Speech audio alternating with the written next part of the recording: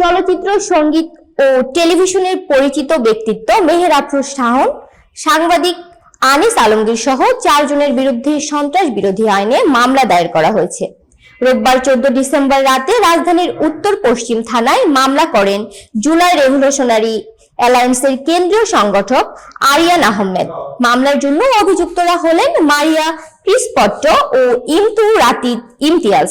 মামলার অভিযোগ করা হয়েছে অভিযুক্তর আওয়ামী লীগের সন্ত্রাসী কার্যক্রমে উস্কানি এবং জুলাই মাসে গণঅভ্যুত্থান নিয়ে কটূক্তি করে রাষ্ট্রের স্থিতিশীলতা নষ্ট করার চেষ্টা করেছেন।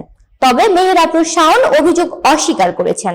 সোমবার 15 ডিসেম্বর বিকেলে তিনি বিবিসি বাংলাকে বলেন, সন্ত্রাস বিরোধী আইনে মামলা হওয়ার মতো কিছু আমি করিনি।